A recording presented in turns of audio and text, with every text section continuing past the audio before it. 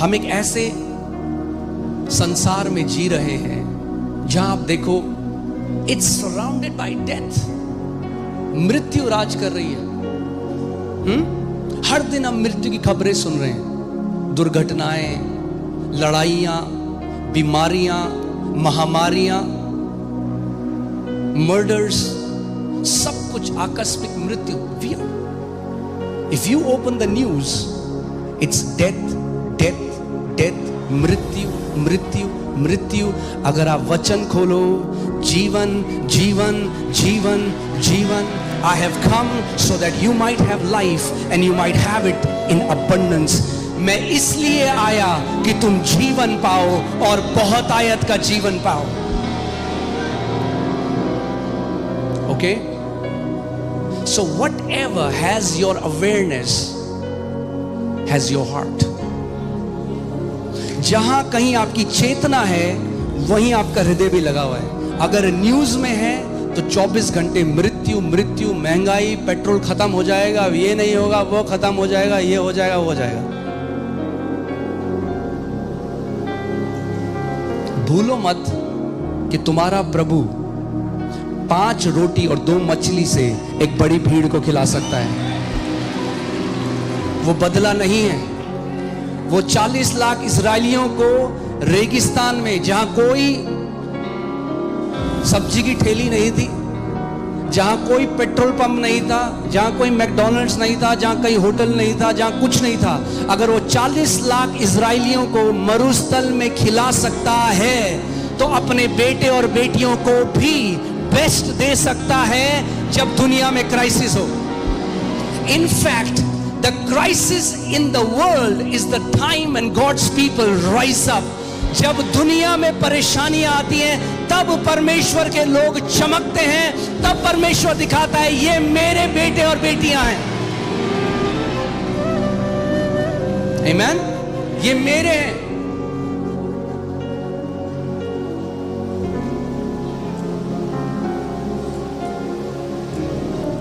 वचन में लिखा है, हम दुनिया में तो हैं, हम दुनिया के नहीं हैं। अब इस बात को समझो, दिल्ली में चाहे किसी भी चीज की कमी घटी हो जाए, जो अमेरिकन एम्बेसी है उसके लिए अमेरिका से प्लेन आएगा, मगर उस एम्बेसी में कमी घटी नहीं हो सकती। अगर हम इस दुनिया के राज्य के नहीं हैं, अगर हम स्वर्ग के राज्य में हैं जहां कमी घटी नहीं होती, तो परमेश्वर को अगर स्वर्गदूतों को भेजना है, स्वर्गदूतों को भेजेगा। अगर किसी इंसान को भेजना है, इंसान को भेजेगा। अगर कौओं को भेजना है, कौओं को भेजेगा। मगर आपकी जरूरत को पूरा करेगा। You shall not lack because the Lord is your shepherd. आपको कमी घटी नहीं होगी क्योंकि यहोवा आपका चरवाहा है। Amen. Hallelujah. तो इस सत्य में जीना है। हम इस दुनिया के नहीं हैं। हमारी नागरिकता भारत की तो नागरिकता है, वो तो शरीर की नागरिकता है, मगर जो आत्मा की नागरिकता है वो स्वर्ग की नागरिकता है।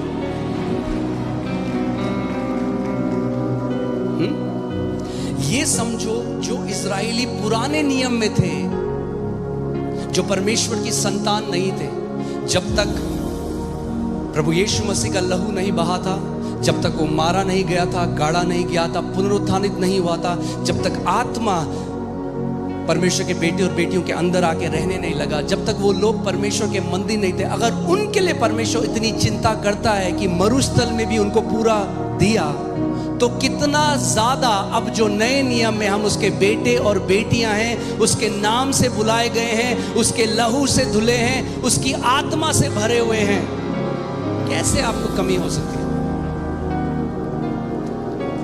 मगर उन विश्वासियों को कमी जरूर होगी जो 24 घंटे न्यूज में घुसे रहते हैं, क्योंकि उनकी अवेयरनेस, क्योंकि यीशु ने क्या कहा, तेरे साथ तेरे विश्वास के अनुसार।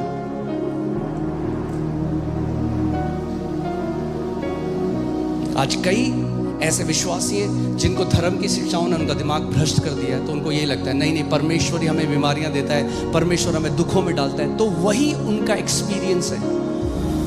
Because your believing defines what you experience.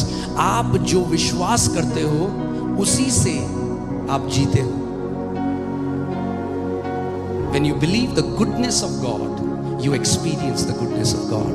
जब आप परमेश्वर की भलाई पर भरोसा करते हो तो आप परमेश्वर की भलाई का अनुभव करते हो।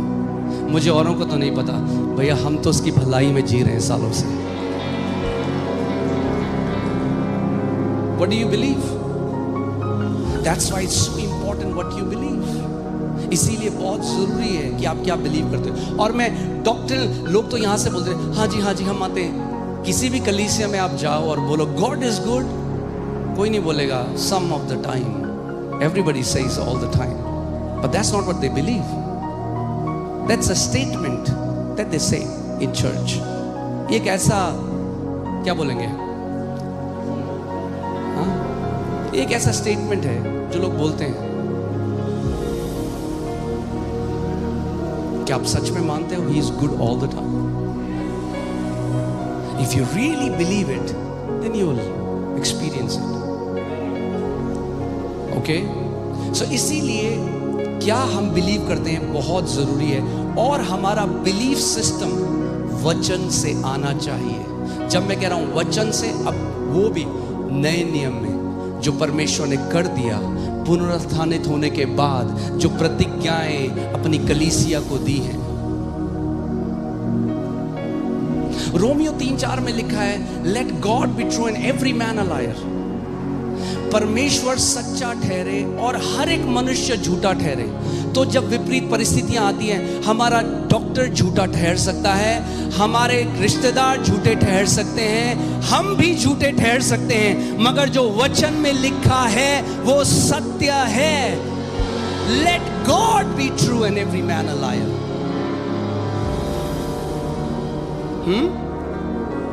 तो यानी अगर मेरे जीवन में विपरीत परिस्थिति और मैं वचन के विरोध में कह रहा हूं तो मैं भी झूठा हूं, मगर वचन सच्चा है।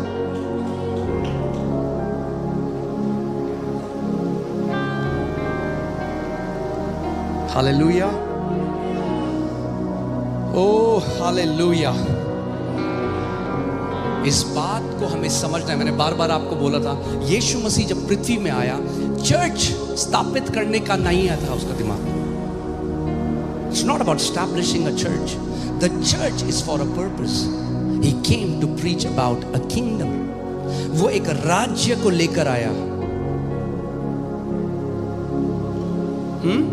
कई लोगों ने बड़ी जल्दी है स्वर्ग जाने की। अरे अनंत तक वहीं रहना, इतनी जल्दी क्या है? काम पूरा करो पहले। इतनी जल्दी क्या है? Why are you in such a hurry to go to heaven? You will be there for eternity. अनंत तक वहीं तो रहोगे। मगर जो इस पृथ्वी में जीवन दिया है वहां आत्माएं नहीं बचा सकते, वहां उसके लिए नहीं, वहां यहां है समय उसके लिए जीने का। स्वर्ग के लोगों के पास एक प्रिविलेज नहीं जो आपके और मेरे पास है, कि परिस्थितियों में, कठिन परिस्थितियों में, जब परिस्थितियां हमारे विपरीत हो, when the situations are against us, उस समय baby you lift up your hand and you say my God is good, I know it, I know। जब सारी परिस्थितियां आपको बोल रही है नहीं, देख कहां है तेरा परमेश्वर, क्या किया तेरे परमेश्वर ने, तब भी आप कहते हो नहीं, मैंने इस बात में जड़ पकड़ ली है, मेरा पिता एक अच्छा पिता है और कोई भी बुराई उससे उत्पन्न नहीं होती है। Amen? My understanding of God does not come from my experiences.